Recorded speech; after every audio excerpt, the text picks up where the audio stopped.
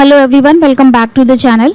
31 जुलाई 2022 बहुत ही नज़दीक आ चुकी है डेट असेसमेंट ईयर 22-23 की रिटर्न फाइलिंग के लिए, और यहाँ पर कोई भी उम्मीद नहीं दिख रही है कि डेट को एक्सटेंड किया जाएगा। और यहाँ पर एक जो सिंपल सी ट्रिक है जो हम आपको हर वीडियो में बताते हैं कि अगर आपका डेटा रेडी नहीं है तो आप जस्ट ITR को अपलोड कर दीजिएगा, बाद में आप उसे रिवाइज करके रिटर्न फाइलिंग कर सकते हैं। वहाँ पर कोई भी लेट फीस आपको नहीं देनी पड़ेगी। आप चाहें तो अपनी ओरिजिनल ITR को अभी भी E-वेरीफाई कर सकते हैं, और चाहें तो आप उसे डिले कर सकते हैं। जब आप ITR रिवाइज करेंगे तब आप अपनी ओरिजिनल ITR को वेरीफाई कर सकते हैं। लेकिन यहाँ पर हम मना इसलिए करते हैं ITR को, ओरिजिनल ITR को वेरीफाई करने के लिए, क्योंकि अगर आपको डिफेक्टिव रिटर्न का नोटिस आ गया तो फिर डिफेक्टिव रिटर्न के नोटिस के लिए हमें XML फाइल बनाकर अपलोड करनी पड़ती है, जो कि बहुत टाइम कंज्यूमिंग टास्क है। बजाय इसके अगर आप ऑनलाइन नोट से अपनी ITR को फाइल करते हैं वो जल्दी फाइल हो जाती है, लेकिन XML को फिल करने में टाइम लगता है। इसलिए आपको कोशिश करनी है कि आपको डिफेक्टिव रिटर्न का नोटिस ना आए। इसके लिए आप ITR को E-वेरीफाई मत करिएगा, पहले ITR को रिवाइज कर लीजिए, उसके बाद आप दोनों ITR को E-वेरीफाई कर दीजिएगा।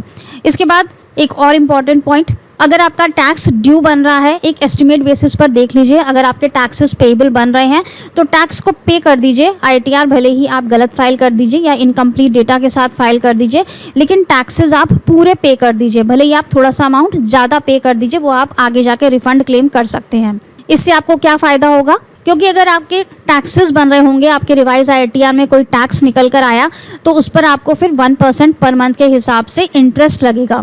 तो अगर आप अपना ये इंटरेस्ट सेव करना चाहते हैं तो आप टैक्सेस पूरे पे कर दीजिए, भले ही आप ITR को बाद में रिवाइज कर दीजिए।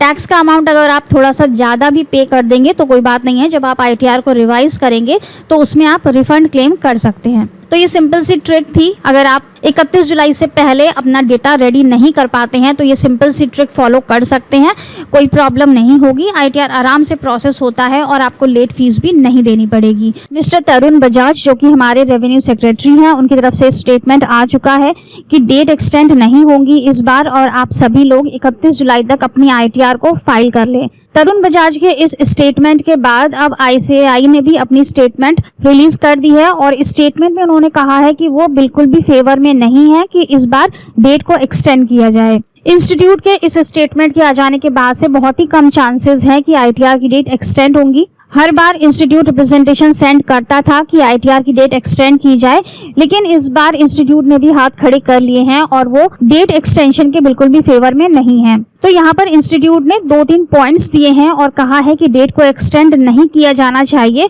और पॉइंट्स में इन्होंने क्या क्या कहा है, with extended due date efforts and expenses increase, fees do not increase and as a consequence contribution reduces. उन्होंने कहा है कि अगर डेट एक्सटेंड होती है तो CAs के एक्सपेंसेस और एफर्ट्स भी इंक्रीज हो जाते हैं, लेकिन इसके रिटर्न में क्लाइंट उनको फीस ज़्यादा नहीं देता है, फीस उतनी ही उनको मिलती है जितने की पहले मिलेगी। तो कोई फायदा नहीं है डेट को एक्सटेंड करने से। दूसरा पॉइंट उन्होंने कहा है, time for continuing education and knowledge updating and even for leisure reduced causing long term adverse consequences. Date extend हो जाने से टैक्स पेयर्स फिर से आराम से बैठ जाते हैं और ITR फाइलिंग तभी स्टार्ट करते हैं जबकि लास्ट डेट नज़दीक आने वाली होती है। इस वजह से चार्टर्ड अकाउंटेंट्स पूरे टाइम ITR फाइलिंग में ही लगे रहते हैं, और ITR फाइलिंग से निकलकर वो बाहर सोच ही नहीं पाते हैं, जिससे कि उनकी एजुकेशन और नॉलेज अपडेट नहीं हो पाती है। तो ITR फाइलिंग की ड्यू डेट यहाँ पे एक्सटेंड नहीं होनी चाहिए, जिससे कि ITR फाइलिंग का काम खत्म हो और चार्टर्ड अकाउंटेंट्स अपना दिमाग आगे किसी और काम में, नॉलेज को बढ़ाने में लगा सकें।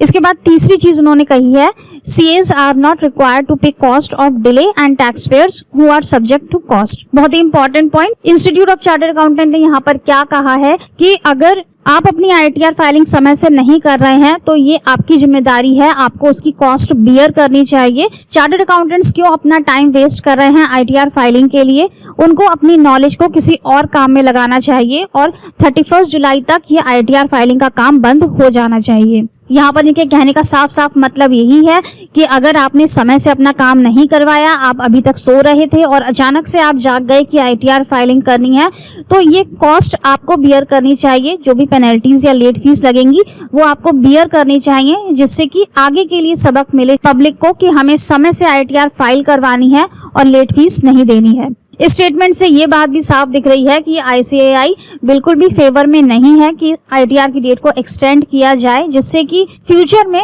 लोग सावधान रहें और ITR फाइलिंग को समय से करवाएं, अपने CS को समय से अपनी रिपोर्ट्स दें। उनका कहना है कि चार्टर्ड अकाउंटेंट्स इसके लिए जिम्मेदार नहीं है कि क्लाइंट ने क्यों अपनी फाइलिंग देर से करवाई। तो इंस्टीट्यूट बिल्कुल भी यहाँ पर फेवर में नहीं है कि वो रिप्रेजेंटेशन सेंड करे, और उसने बकायदा यहाँ पर स्टेटमेंट दे दी है कि वो नहीं चाहता है कि डेट एक्सटेंड की जाए। और इसके बाद इन्होंने आगे ये भी कहा है कि अगर पोर्टल सही से वर्क नहीं कर रहा है तो ये गवर्नमेंट के ऊपर है, वो चाहे तो डेट को एक्सटेंड कर सकता है क्योंकि पोर्टल काम नहीं कर रहा है, लेकिन ICAI इसके लिए कोई भी रिप्रेजेंटेशन सेंड नहीं करेगा कि डेट को एक्सटेंड किया जाना चाहिए। तो दोस्तों यहाँ पर ICAI ने भी अपने हाथ खड़े कर लिए हैं और बहुत ही कम चांसेस लग रहे हैं कि इस बार डेट एक्सटेंड होगी।